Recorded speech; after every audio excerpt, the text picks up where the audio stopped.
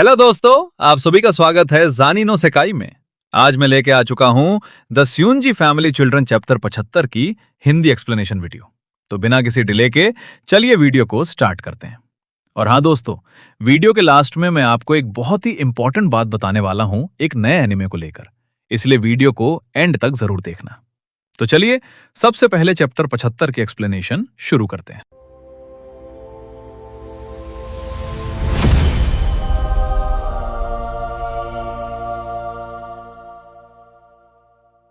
दोस्तों, पिछले चैप्टर में सामने आए इस बड़े सच के बाद अब पूरा श्यूंजी परिवार मीडिया और लोगों के बीच घिर चुका है।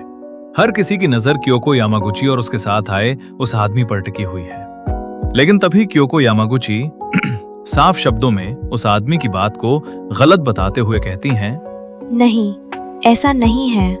क्योको की बात सुनकर वहां मौजूद लोग हैरान रह जाते हैं। उन्हें उम्मीद थी कि वो उस आदमी के दावे की पुष्टि करेंगी, लेकिन क्योको कुछ और ही सच बताने वाली होती हैं। इसके बाद क्योको यामागुची शांत लेकिन गंभीर आवाज में सबके सामने अपनी बात रखती हैं। ये सच है कि मैं और ये आदमी कभी एक रिश्ते में थे। क्योको की बात सुनकर शियोन और मिनामी दोनों चौंक जाते हैं। उन्हें यकीन ही नहीं होता कि उनकी माँ और उस आदमी के बीच सच में ऐसा रिश्ता था। फिर आगे कहती है, लेकिन शियोन सान और मिनामी सान इसके बच्चे बिल्कुल नहीं हैं। क्योको की ये बात सुनते ही वहां मौजूद सभी लोग सन्न रह जाते हैं। खासकर शियोन और मिनामी के चेहरे पर हैरानी साफ दिखाई देती है। रिपोर्टर्स कहते हैं, क्या ये दोनों आपके बच्चे नहीं हैं? रिपोर्टर की बात सुनकर पास खड़ा दूसरा रिपोर्टर भी हैरानी से क्योको की तरफ देखने लगता है। तो फिर उस आदमी का दावा गलत है? क्योको की बात सुनकर वहां मौजूद लोग एक दूसरे की तरफ देखने लगते हैं। कुछ ही समय पहले तक जिस बात को सच माना जा रहा था, अब वही पूरी तरह उलटती हुई दिखाई दे रही थी। वहीं शियोन और मिनामी बिल्कुल शांत खड़े होकर अपनी मां को देखते रहते हैं। उनके मन में अब एक ही सवाल घूम रहा होता है, आखिर उनकी असली कहानी क्या है? क्योको यामागुची के ये कहने के बाद कि शियोन और मिनामी उसके बच्चे नहीं हैं, वहां मौजूद सभी लोग पूरी तरह हैरान रह जाते हैं। एक रिपोर्टर हैरानी से क्योको की तरफ देखते हुए कहता है, रिपोर्टर एक, सच में ये दोनों आपके असली बच्चे नहीं हैं? दूसरा रिपोर्टर भी हैरानी से कहता है, रिपोर्टर तो, लेकिन उस आदमी ने तो इन्हें अपनी पत्नी के बच्चे बताया था। नरेटर, एक और रिपोर्टर इस पूरी बात को जोड़ते हुए कहता है, रिपोर्टर 3, तो इसका मतलब वो आदमी इन दोनों के लिए कोई मायने ही नहीं रखता। वहीं जमीन पर बैठे मिनामी के असली पापा गुस्से में क्योको की तरफ देखते हुए चिल्लाते हैं, मेरे साथ चालाकी मत करो, आखिर ये सब क्या है? क्योको उसकी बातों से बिल्कुल प्रभावित नहीं होती। वो शांत रहते हुए उसकी तरफ देखकर कहती हैं, तुम बस उस घर में काम करते थे। फिर क्योको साफ शब्दों में बताती हैं कि सिर्फ इसलिए कि उसने उस घर में काम किया, इसका मतलब ये नहीं कि शियोन और मिनामी उसके बच्चे हैं। जहाँ ये बच्चे रहते थे वहीं तुम्हारा काम करना सिर्फ एक इत्तेफाक था। लेकिन वो आदमी अभी भी क्योको की बात मानने को तैयार नहीं होता। वो गुस्से में सवाल करता है, फिर ये इत्तेफाक इतना सही कैसे हो सकता है? क्योको बिना घबराए उसे जवाब देती हैं, फैमिली रजिस्टर में जाकर देख लो। इसके बाद क्योको समझाती हैं कि शियोन और मिनामी जैसे नाम बहुत आम हैं और सिर्फ नाम के आधार पर किसी रिश्ते को साबित नहीं किया जा सकता। शियोन और मिनामी जैसे नाम तुम्हें हर जगह मिल जाएंगे, लेकिन वहां भी तुम्हें अपने दावे के समर्थन में कुछ नहीं मिलेगा। क्योको की बातें सुनकर वो आदमी कुछ पल के लिए बिल्कुल शांत हो जाता है। वहीं शियोन भी अपनी मां को हैरानी से देखता रहता है। क्योको की आंखों में अब एक अलग ही भाव दिखाई देता है। वो अपने बच्चों के बारे में सोचते हुए धीरे से कहती हैं, हमारे बच्चे जहां भी हैं। फिर वो हल्की मुस्कान के साथ कहती हैं, मुझे यकीन है कि वो बहुत खुश रह रहे होंगे। क्योको यामागुची कुछ पल के लिए कनामे शियोंजी की तरफ देखती हैं।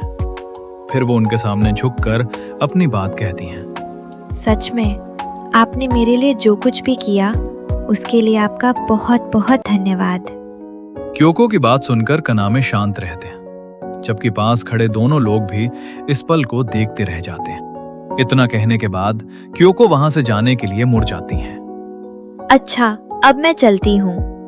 लेकिन तभी पीछे से मिनामी गुस्से में आवाज लगाती है, रुको, अरे मिनामी अपनी माँ को जाते हुए देखकर अपना आपा खो देती है और गुस्से में चिल्लाती है। मेरे साथ ये सब करके जाने की कोशिश मत करो। मिनामी की आवाज सुनकर क्योको वहीं रुक जाती है। अब माहौल एक बार फिर बेहद भावुक और तनावपूर्ण हो जाता है। क्योको यामागुची वहां से जाने के लिए आगे बढ़ने लगती है। तभी पीछे से अचानक एक आवाज आती है, हे क्योको! आवाज सुनते ही क्योको रुक जाती है। वहीं मिनामी भी हैरानी से अपनी माँ की तरफ देखने लगती है। मिनामी की आंखों में अचानक आंसू भर आते हैं। वो कुछ कहना चाहती है लेकिन उसके मुंह से शब्द ही नहीं निकल पाते। क्योको भी पीछे मुड़कर देखती है। उनके चेहरे पर भावनाओं को रोकने की कोशिश साफ दिखाई देती है, लेकिन अगले ही पल उनके हाथ कांपने लगते हैं और वो खुद को संभालने की कोशिश करती हैं। क्योको के जाने से पहले मिनामी उन्हें रोकना चाहती है। वो अपनी माँ की तरफ देखते हुए धीरे से आवाज लगाती है, माँ। मिनामी की आवाज सुनते ही वहां मौजूद सभी लोग उसकी तरफ देखने लगते हैं। वहीं रिपोर्टर्स भी इस पूरे पल को अपने कैमरों में कैद कर रहे होते हैं। मिनामी की आंखों में आंसू देखकर क्योको कुछ पल के लिए रुकती हैं, लेकिन फिर अपना चेहरा दूसरी तरफ कर लेती हैं। क्योको जानती थीं कि अगर वो अब रुक गईं, तो शायद अपने भावनाओं पर काबू नहीं रख पाएंगी। क्योको आगे बढ़ती रहती हैं, लेकिन पीछे से मिनामी उन्हें लगातार देखती रहती है। उसकी आंखों से आंसू निकलने लगते हैं। तभी वहां मौजूद कैमरों की फ्लैश लगातार चमकने लगती है और रिपोर्टर्स इस पूरे पल को रिकॉर्ड करने लगते हैं। मिनामी अपनी मां को जाते हुए देखकर भावुक हो जाती है। वो कुछ कहना चाहती है लेकिन उसकी आवाज जैसे गले में ही अटक जाती है। क्योको भी पीछे मुड़कर मिनामी की तरफ देखती है। उनकी आंखों में भी वही दर्द दिखाई देता है, लेकिन वो कुछ नहीं कहती। फिर क्योको एक कदम और आगे बढ़ाती हैं और मिनामी बस उन्हें जाते हुए देखती रह जाती है। क्योको को वहां से जाते हुए देखकर मिनामी अब भी अपनी जगह पर खड़ी रहती है। उसकी आंखों में आंसू होते हैं और वो कुछ समझ नहीं पाती। तभी अराता धीरे धीरे मिनामी के पास आता है। उसे इस हालत में देखकर अराता गंभीर आवाज में उससे कहता है, मिनामी। अराता की आवाज सुनते ही मिनामी उसकी तरफ देखती है, लेकिन उसकी आंखों से आंसू लगातार बह रहे होते हैं। अराता कुछ पल के लिए चुप रहता है। फिर वो मिनामी के पास खड़े होकर उसे संभालने की कोशिश करता है। तभी अराता गंभीर चेहरे के साथ क्योको की तरफ देखते हुए बोलता है, पूरे सम्मान के साथ। अराता की बात सुनकर क्योको रुक जाती हैं और उसकी तरफ देखने लगती हैं। वहीं मिनामी की आंखों से लगातार आंसू बह रहे होते हैं। अभी अभी उसे पता चला था कि जिस महिला को वो इतने समय से सिर्फ परिवार की नौकरानी समझती आई थी, वो वास्तव में उसकी असली माँ है। और अब वही माँ उसके सामने से दूर जा रही थी। मिनामी कुछ नहीं कह पाती, बस नम आंखों से क्योको को देखती रहती है। लेकिन इस मुलाकात ने शुंजी परिवार के सामने एक ऐसा सच खोल दिया था जिसे अब दोबारा छिपाना आसान नहीं था। अब हम कल रात के उस सीन में वापस आते हैं जहां अराता, कन्मे और क्योको यामागुची आपस में बात कर रहे होते हैं। तभी क्योको अराता से कुछ ऐसा कहती हैं जिसे सुनकर अराता अचानक हैरान रह जाता है। क्योको यामागुची कहती हैं, मैं उसे नहीं बताऊंगी। अराता हैरानी से कहते हैं, क्या? आपका मतलब? इसके बाद क्योको अराता से पूछती हैं कि आखिर उसके लिए परिवार का मतलब क्या है। क्योको यामागुची पूछती हैं, तुम्हारे लिए परिवार आखिर है क्या? इसके बाद क्योको अपने मन की बात बताते हुए कहती हैं कि वो इस बात को नहीं मानती कि सिर्फ खून का रिश्ता ही किसी परिवार को परिवार बनाता है। क्योको यामागुची कहती हैं, लेकिन मैं ऐसा नहीं मानती। 15 सालों से मैं उन दोनों के साथ रही हूँ और इस दौरान मुझे बहुत कुछ देखने का सौभाग्य मिला है।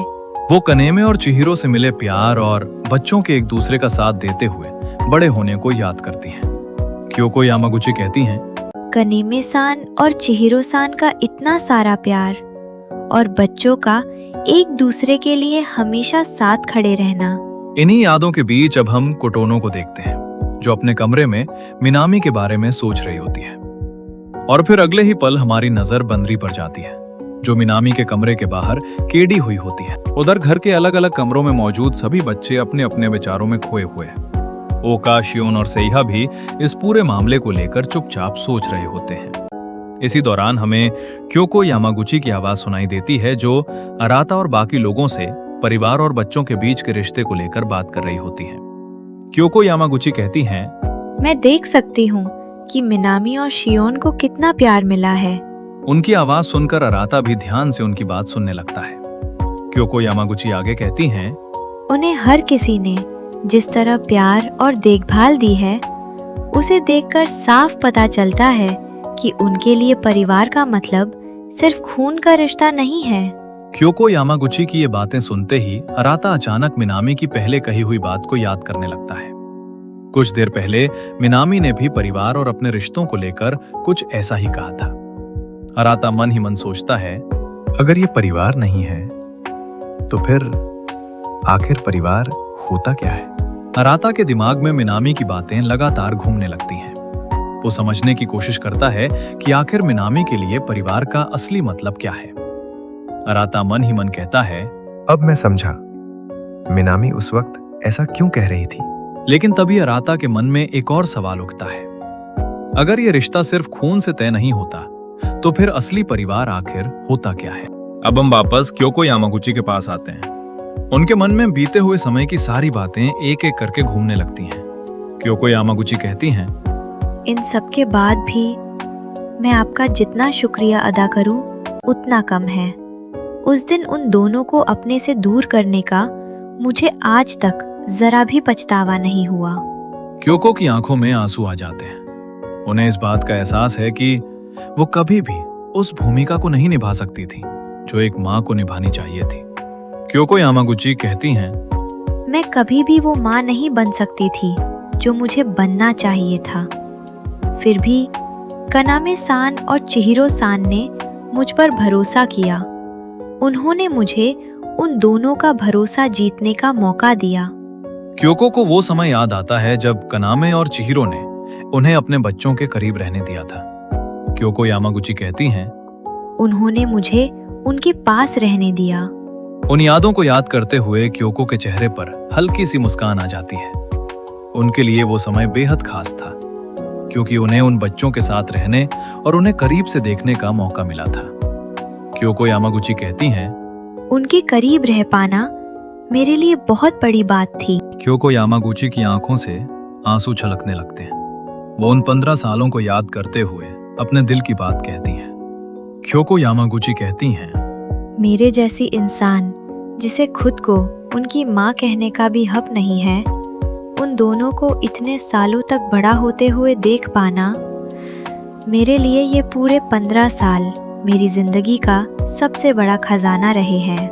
क्योको की बातें सुनकर अराता भी भावुक हो जाता है और उन्हें पुकारते हुए कहता है, यामागुची सान। लेकिन क्योको अभी अपनी बात पूरी नहीं करती। वो अराता को समझाते हुए कहती हैं कि जब तक उनकी असली पहचान सामने नहीं आती तब तक उस आदमी की बातों की कोई खास अहमियत नहीं है। क्योको यामागुची कहती हैं, जब तक मेरी असली पहचान सामने नहीं आती तब तक उसके पास कोई ऐसा सबूत नहीं है जिससे लोग उसकी बात पर भरोसा करें। इसलिए अभी भी एक बात है जो मैं आपसे कहना चाहती हूँ, अराता चान। क्योको की ये बात सुनते ही अराता हैरान होकर उनकी तरफ देखने लगता है। अराता हैरानी से कहते हैं,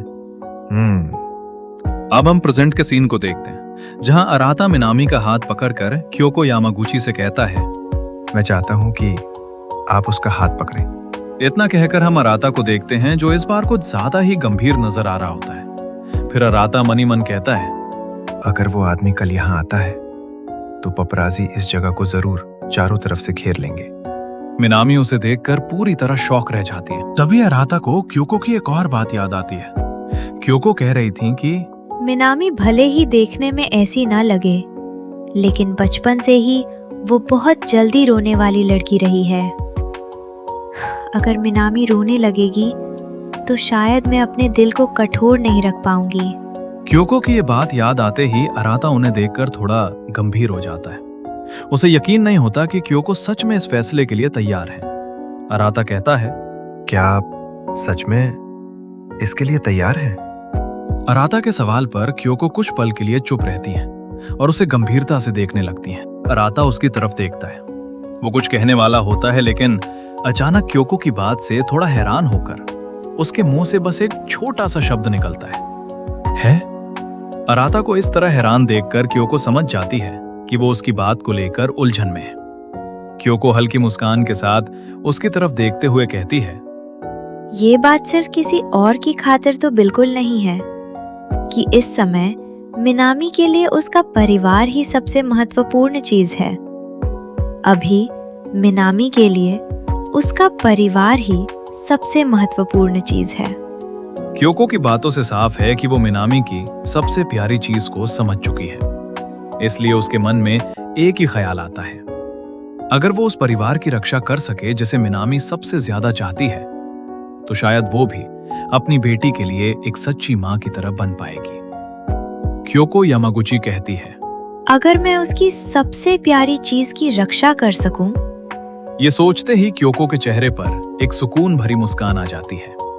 उसकी आंखों में खुशी साफ दिखाई देती है, क्योंकि उसे पहली बार ऐसा महसूस हो रहा है कि शायद वो सच में एक माँ की भूमिका निभा सकती है।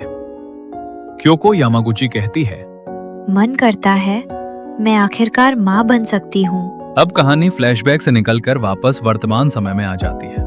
यहाँ हम देखते हैं कि अराता और मिनामी साथ में खड़े हैं। मिनामी की आंखों में आंसू हैं। वो अपनी माँ क्योको को जाते हुए देख रही है, जबकि अराता उसके पास मौजूद है और चुपचाप उसके साथ खड़ा है।